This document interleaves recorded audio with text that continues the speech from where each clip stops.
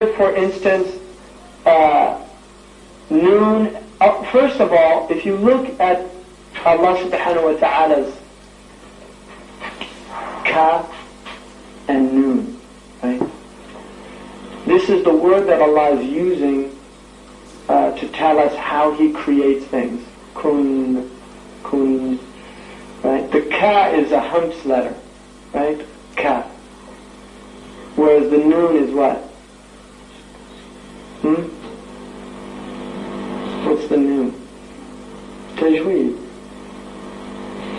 What's the noon?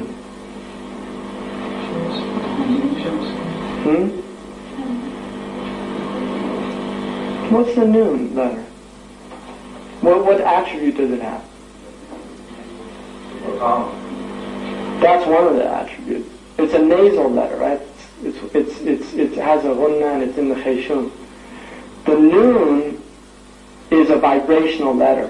Kun, right?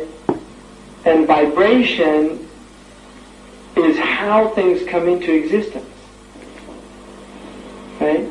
They move into existence. And this is why if you look at the Quran, when the Messenger of Allah, how did he describe the revelation?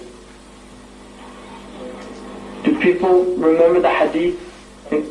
Like a bell. You see, the first thing he heard was the resonance. Alif, Lam, Mim.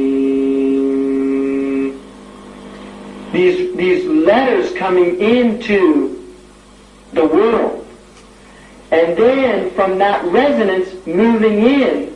So the resonance has meaning, and then the letters have meaning, and then the words have meaning, and then the ayahs have meaning, and then the surah has meaning, and then the Quran has meaning.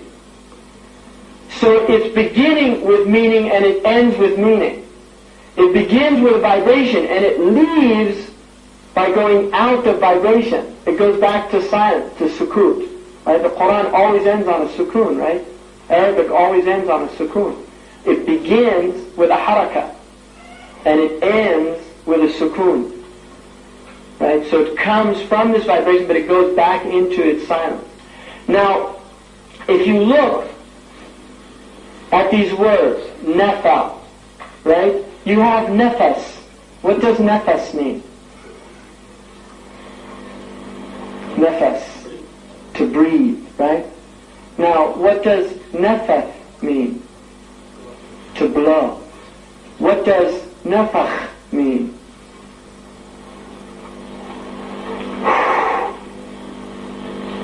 Right? Does everybody know this? Nafas. It's the light breath.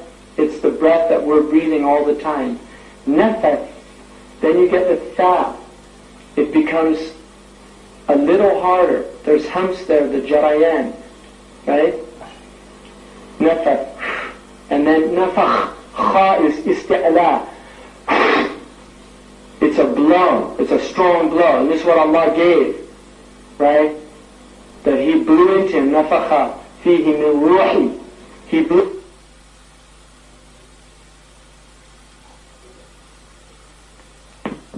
Gave him his nafas. Right? So these are all related. Right? They're related, and they changed the third root, which is known as the lam letter, is a determinate letter. It's going to determine the difference of the first two. Now, if you look, for instance, at words that have sheen in it, right? Sheen is what type of letter?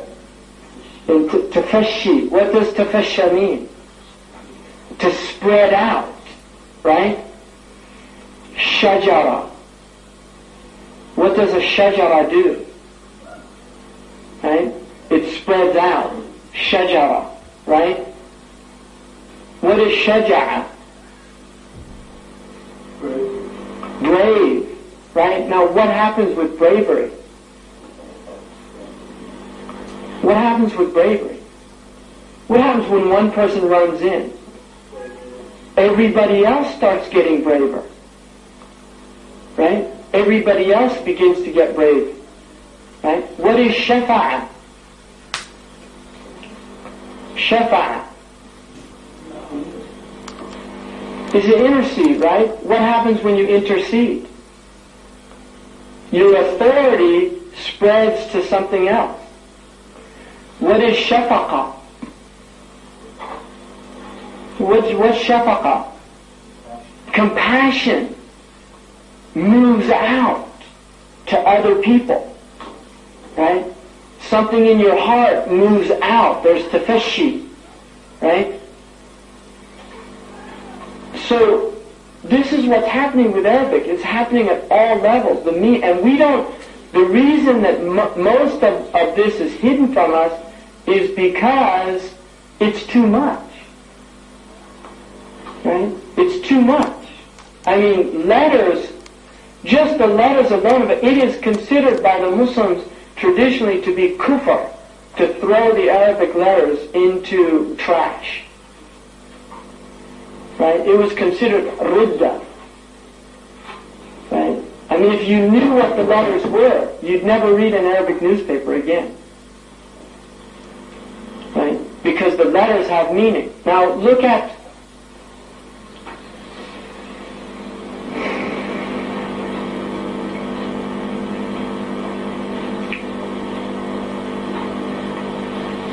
the word, again, nafas. What's the root word? What's the root word of nafas?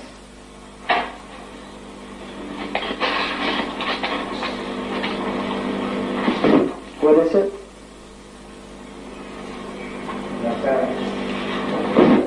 The root is nafisa, right? I mean, if you look at the masdar, I mean the thulathi, the fa'al thulathi. There's nafisa, yanfasu, right? And then there's nafusa, yanfusu. What does nafusa mean? Anybody?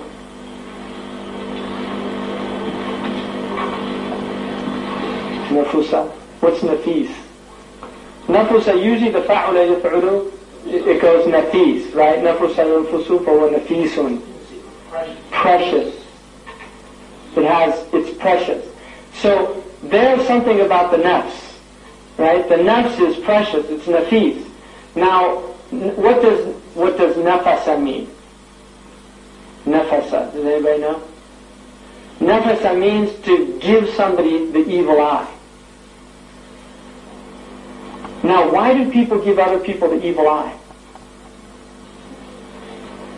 Jealousy, right? They're envious. Envious. They have envy.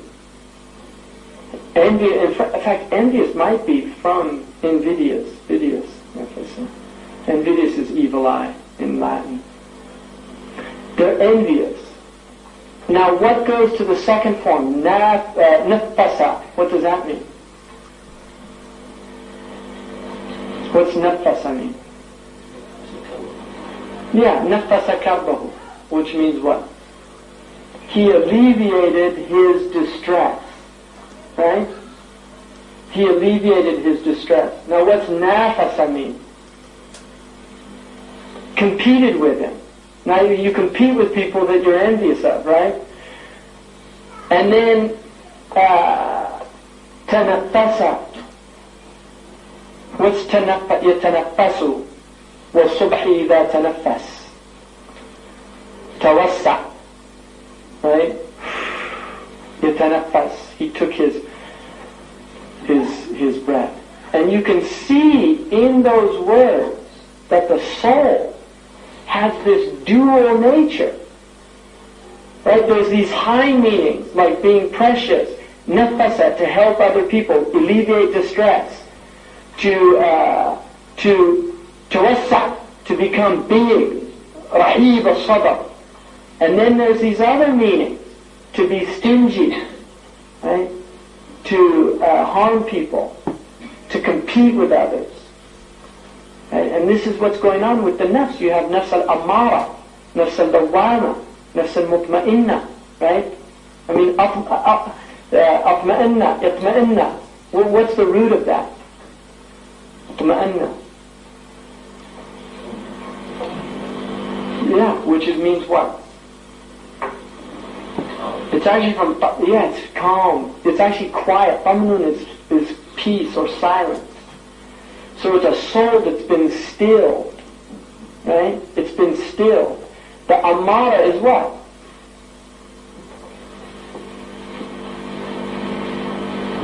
Waswasa. It's compelling.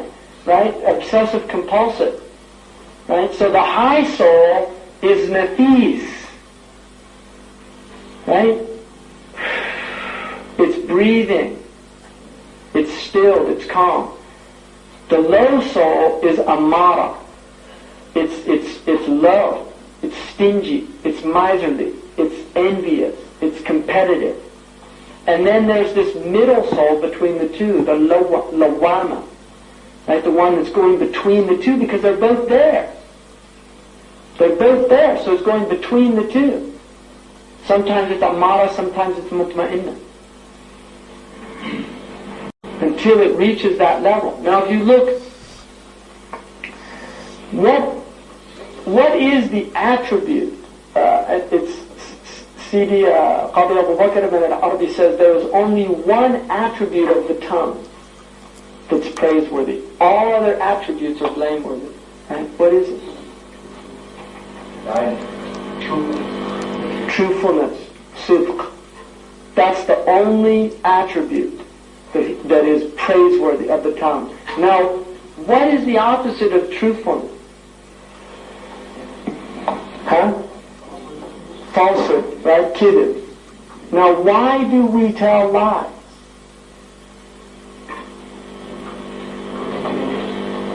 There's interest, right? So it's a motive. Lies are from motives. What is sidq from?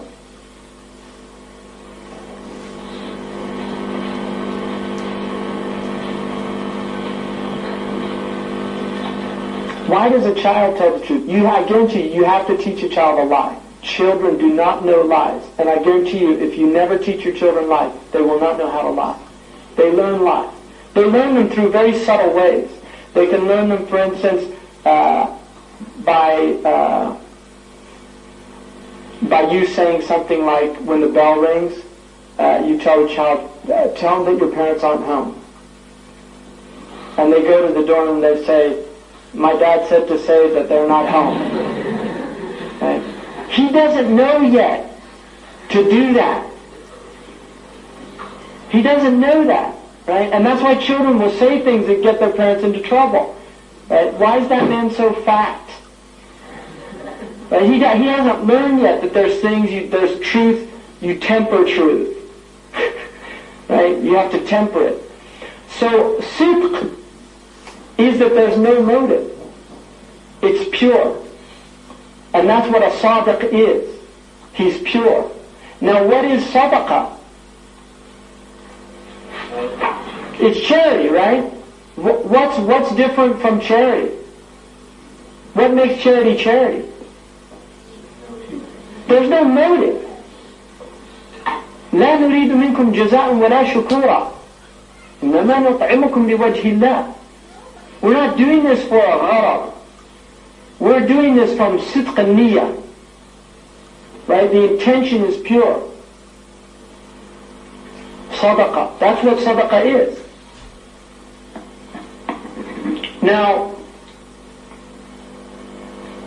I mean, you can look, I was going to look at a few other meanings here. For instance, the na and the ba. Nabata. Right? What does nabata mean?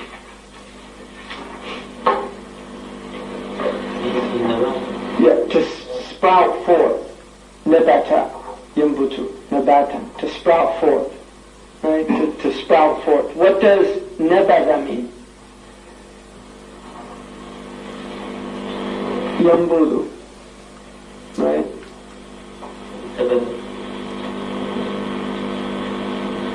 What's it mean? واثبتن للأولياء الكرامة ومن نفاها فانبذن كلامه. What's it mean? Nabata. But it has the idea of throwing it away. Yambudu. Right? Mambud is somebody, like in The Mambud is the untouchables, the outcasts. They've been thrown out, right? Now what does nabaza mean? La tanabazu bil alqab. What does nabaza mean?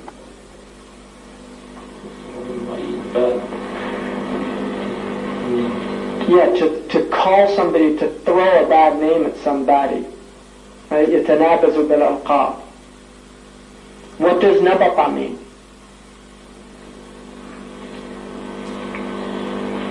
Nabata.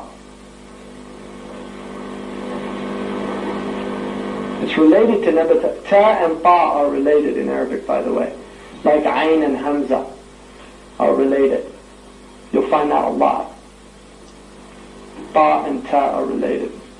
Nabata, what's it mean? Anybody? What does yastanbitu mean? To draw out, right? So what would nabata mean?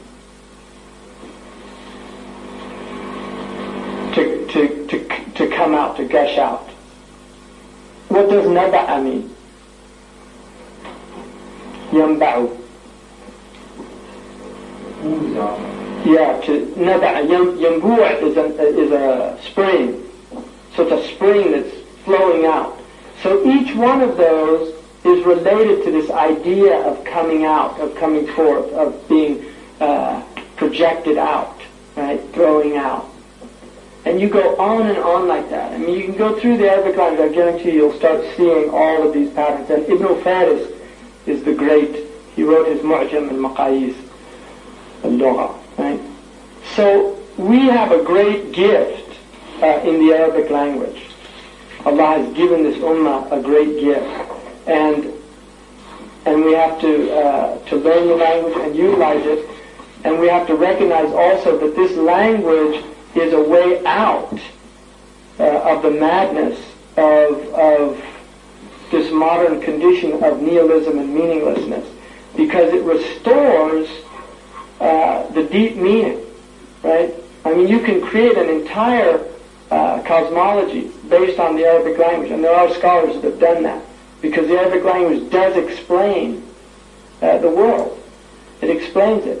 Because we believe, and this is the dominant opinion, and anybody who really studies it has to come to that conclusion, we believe that the Arabic language is tawqifiyah, that Allah subhanahu wa ta'ala has given this language. Now, I once mentioned that in a speech, and I had a Saudi linguist come up to me afterwards and said that's not true, that the Arabs have all these words for sand, just like the Eskimos have all these words for snow. Right? And it's a language that's determined by its environment, just like any other language. That is not true.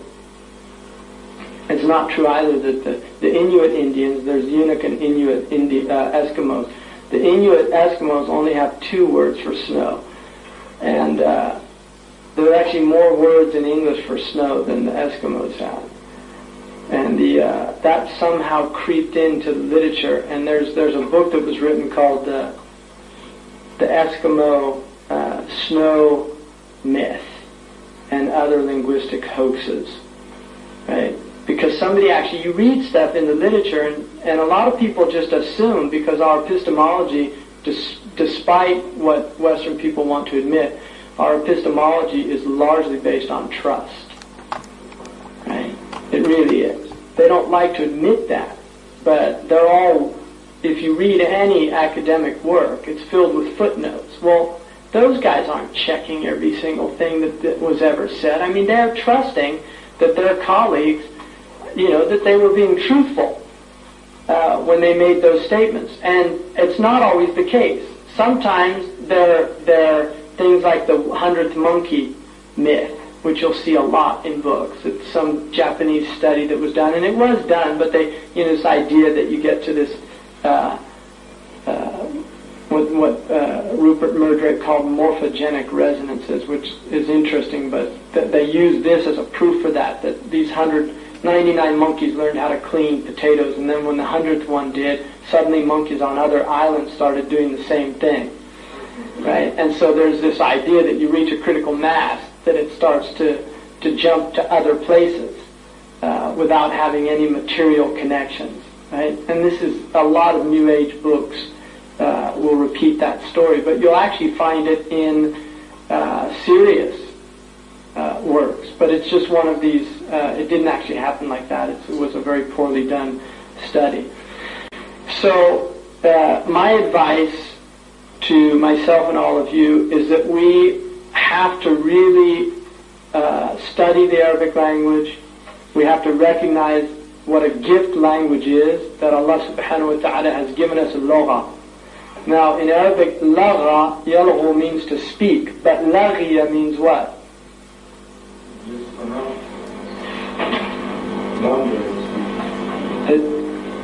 Laghiya yalgha.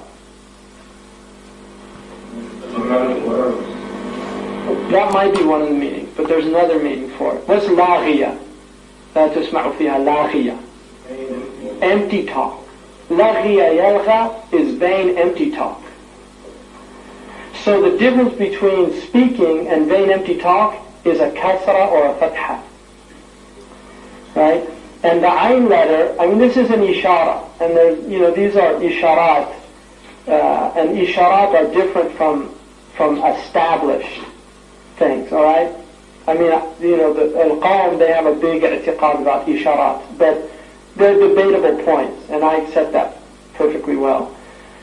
The ayn letter, ayn means the essence. If the ayn letter, if the ayn is maftuha, if it's open, then you're going to be speaking. If it's maksura, you're going to be wasting your life in empty talk.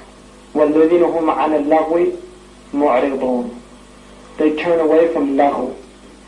Right? People, high ayn, like an ayn that's maftuha, it's a high thing, they move away from that. Right?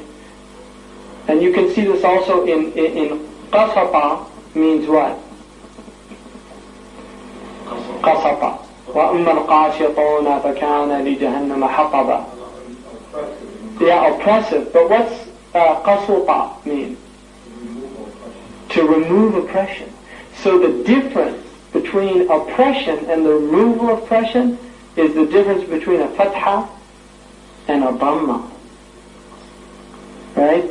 A fatha and a dhamma. And that's very interesting. Right?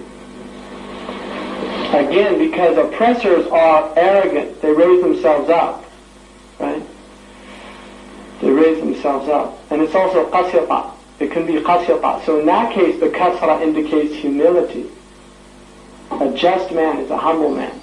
And then you look at it from other things, qasama, the mean there, which is the masdar word. Qasama means to distribute. And that's what just people do. يَقْسِمُ بَيْنَ النَّاسِ. They distribute. And that takes qasawa. You can't be compassionately inclined to one over the other when you're just. So qasa yaqsu means to be hard. So justice is hard by its nature, whereas rahma is not. Rahma is soft. Right? I mean, there's a lot of really amazing things about this language. So, we should be learning the language and then reflecting on the language and reflecting on the Quran. And we should also be taking these meanings out, because these people, to me, they're all like Helen Keller, not being able to symbolize. They've become like animals, because they've lost the ability to decode. And we have that ability. I mean, the Muslims, we can make sense of it. They can't make sense of it. We can even make sense of what doesn't make sense. You see, when we see people killing other people and then turning the gun on themselves, right? They don't understand that. What does that mean to us? It's a hadith. لا يدري القاتل لما قتل ولا المقتول لما قتل. It's Sahih Muslim. The one killing doesn't know why he's killing, and the one being killed doesn't know why they're being killed. That is an alama. That's a sign. And we can decode it. It means that we should get ready. We should be prepared. Right? Because these signs are all indicative of an approaching event, which is the Qiyamah. The Yawm al-Qiyamah. And on that day, Allah is going to give speech to everything. Here we're all veiled. Right? We're veiled. Our hands don't, my hands don't, they're not telling you what I'm doing that I don't want you to know. My feet aren't telling you what I'm doing that I don't want you to know. Right? My body's not telling you what, my eyes aren't telling you. But on Yawm al-Qiyamah, that's not the case. They start speaking. Right? And that's why we need to take ibrah. Right? There's another word, abara. Right? Abara means to cross over. And ibrah is being able to discern what's being said. In other words, the meaning. You go from the form to the meaning. You're able to go across that bridge, the majaz. Right? You're able to go across that bridge and to take an ibrah. Right? And mu'abbir is the one who's able to take other people from one place to another. He can take them to what's in his mind and explain to them what it is through the bridge of language, which is a great gift, this bridge that Allah has given us, language, right? Ta'bir, the ability to take people across the bridge so that we move out of the subjective realm into the collective realm of humanity, and then we become bashar. And the bashar is somebody, bashara means to remove bark from a tree, right? Bashara. I mean, why do you think a bashar is called a bashar? Why is a human being called a bashar in Arabic?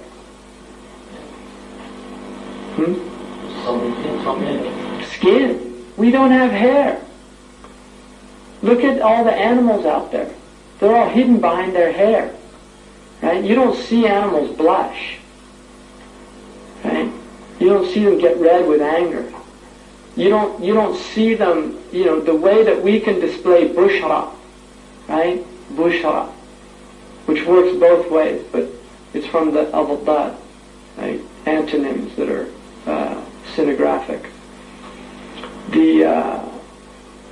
This is what we can do, and the Messenger of Allah said, "Bashiru wa la tunaffiru."